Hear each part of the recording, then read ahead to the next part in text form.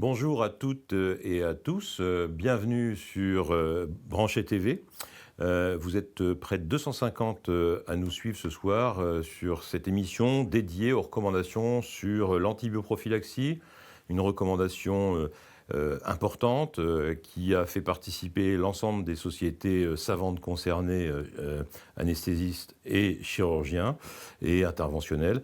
Eh bien, avec moi sur le plateau, j'ai l'immense plaisir de partager le plateau avec le docteur Olivier Leroy, qui est infectiologue, réanimateur, c'est quasiment un ami pour moi. Et donc, bonsoir Olivier. Bonsoir Hervé, bonsoir à tous. Donc, on va peut-être attendre de 3-4 minutes, Olivier, juste pour rappeler que tu es le directeur médical chez Branchet. Tout à fait. Et que donc, moi, je suis directeur du pôle anesthésie-réanimation et gynéco-obstétrique. Et que donc, je pense que c'est important qu'on puisse faire un point ce soir sur ces recommandations qui nous concernent au jour le jour. Il n'y a pas une intervention, enfin il y en a très peu qui ne sont pas concernés par l'antibioprophylaxie. Et donc, je pense que la discussion sera intéressante. Je pense que l'auditoire est composé à la fois d'anesthésistes, de chirurgiens, et donc on pourra avoir une interaction. Je vous rappelle que tout au long de l'émission, vous pouvez réagir ou poser des questions directement dans le chat.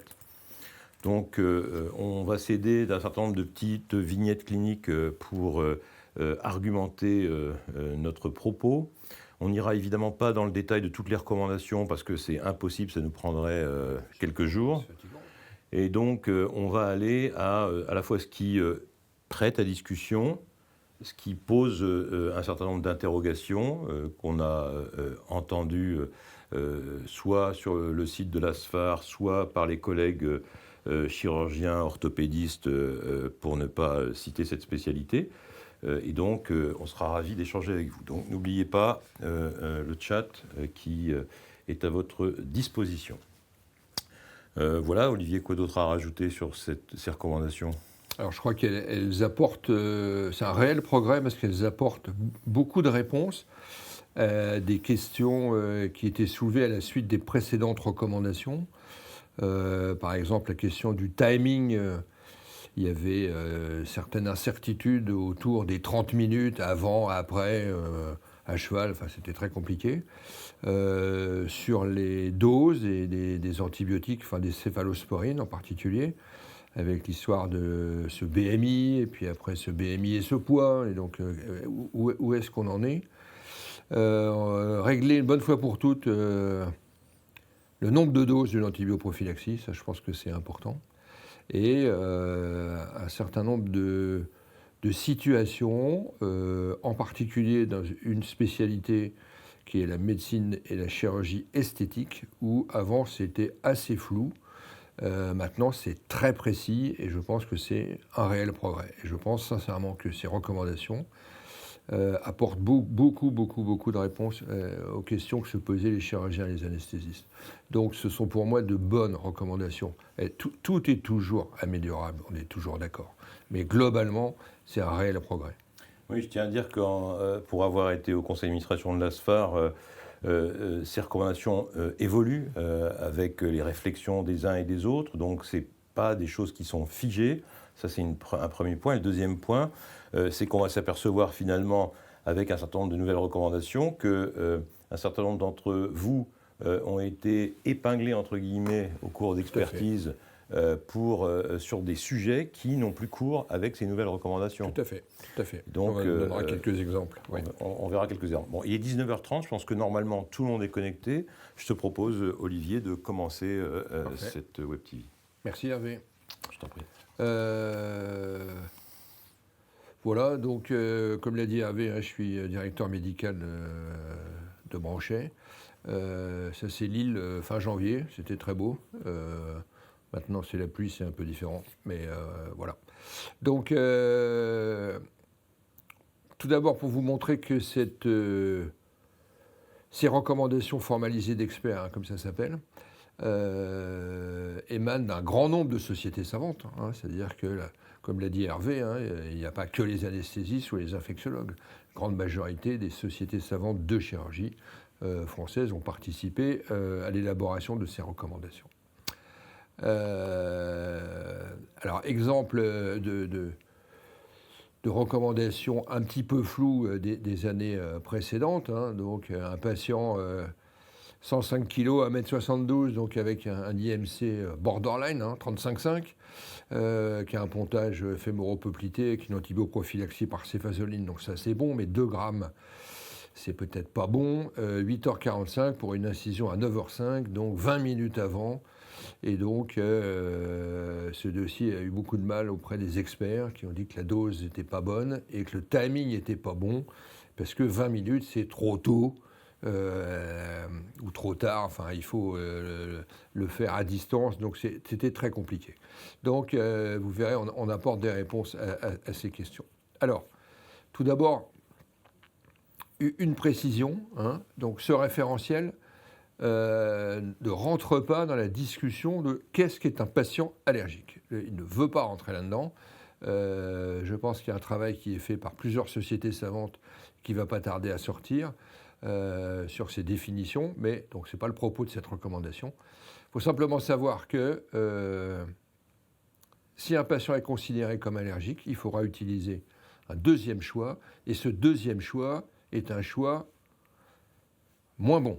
C'est-à-dire que le taux d'infection qu'on observe en cas d'emploi de ce deuxième choix est plus élevé que si on utilisait la molécule de référence, qui est généralement une bêta-lactamine. Donc ça, c'est important. C'est important ce que tu dis, Olivier, parce qu'effectivement, l'attitude des anesthésistes, en tout cas la mienne, je ne sais pas si on peut le généraliser, mais je pense qu'il y a beaucoup qui font comme moi. À partir du moment où le patient dit « je suis allergique », on ne va pas tellement chercher plus loin, et on lui met la molécule alternative.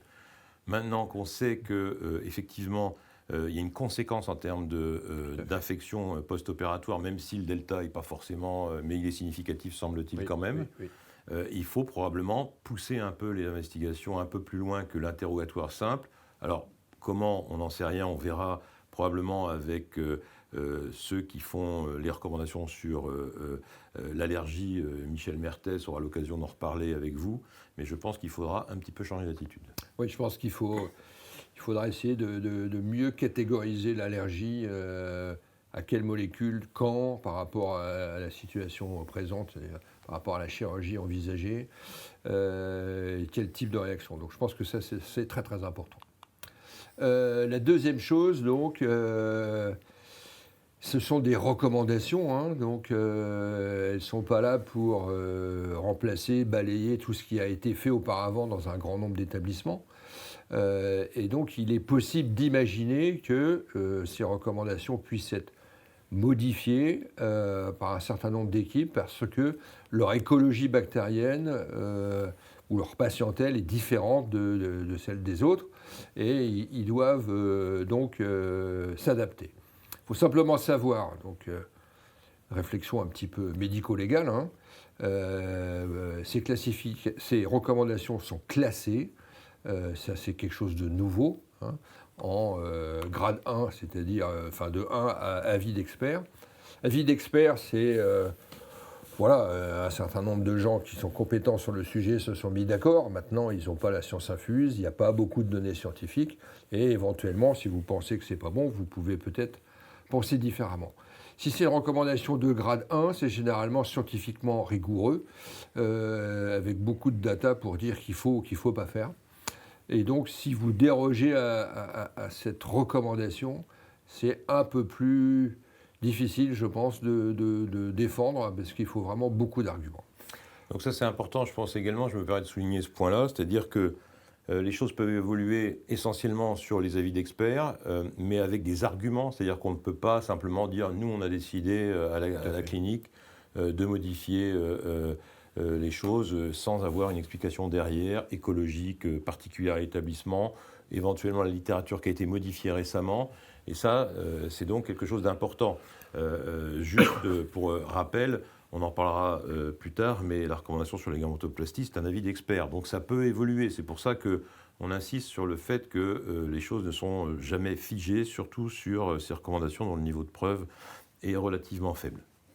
Tout à fait.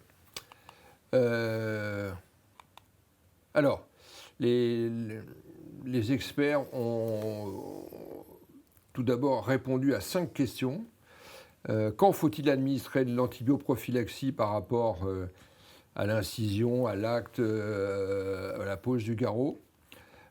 Faut-il réadministrer une ou plusieurs doses d'antibiotiques pendant la procédure chirurgicale? Combien de temps faut-il administrer l'antibioprophylaxie? C'est-à-dire que est-ce qu'il faut la prolonger au-delà du bloc opératoire? Faut-il modifier les modalités chez l'obèse? Et enfin, une question nouvelle, qui n'a jamais été envisagée auparavant de mémoire, c'est les patients colonisés par des entérobactérales sécrétrices de bêta-lactamase à spectre étendu, est-ce qu'il faut modifier l'antibioprophylaxie? Donc vous verrez que les réponses sont très intéressantes. Alors on va vous les poser sous forme de quiz. Pour des raisons indépendantes de notre volonté, vous ne pourrez pas répondre au premier quiz. Quand faut-il administrer l'antibioprophylaxie? Donc je vous pose les questions de la façon suivante. Donc entre 30 et 60 minutes avant l'incision ou le garrot, entre 0 et 30, entre moins 15 et plus 15, donc à cheval sur l'incision ou le garrot, entre 0 et 60 minutes avant l'incision, ou entre 15 et 45 avant le garrot. Bon. On ne va pas faire durer le suspense. Donc la bonne réponse, la réponse officielle, je vous la montrerai, c'est entre 0 et 60, ce qui veut dire que toutes les autres sont bonnes, sauf celles qui dépassent l'heure d'incision. À partir du moment où, comme c'est écrit pour les céphalosporines, donc c'est au plus tôt 60 minutes avant et au plus tard avant l'incision chirurgicale ou le début de la procédure ou la pose du garrot. Donc je pense que pour la grande majorité des équipes, c'est quelque chose de jouable assez facilement. 30 minutes, c'était flou, donc plus 15, plus 45, c'était compliqué. Je veux bien croire quand les interventions s'enchaînent que ça va très très vite. Je comprends que ça puisse être compliqué. Là, dans l'heure qui précède, je pense qu'on devrait avoir moins souvent hors sujet. Deux réflexions là-dessus, Olivier. La première réflexion, c'est qu'on a encore vu tout à l'heure en expertise un horaire pas précis d'administration d'une antibioprophylaxie. Ouais. Donc je ne peux que répéter qu'il ne s'agit pas uniquement d'écrire le nom de l'antibiotique qui peut prendre 2 heures sur une feuille d'anesthésie. Il faut surtout mettre la flèche qui correspond à l'heure d'injection. Alors évidemment, ceux qui sont informatisés, c'est noté correctement, mais pour ceux qui ont encore des versions papier, il y en a encore quelques-uns, n'oubliez pas, parce qu'il y a des experts qui sont pointilleux et qui vont rechercher, et ceux qui sont pointilleux considèrent que juste mettre le nom de l'antibiotique qui a été utilisé ne suffit pas à préciser l'heure. Donc ça, c'est un premier point. Le deuxième point important, et Olivier l'a dit, c'est par rapport à la pose du garrot en orthopédie.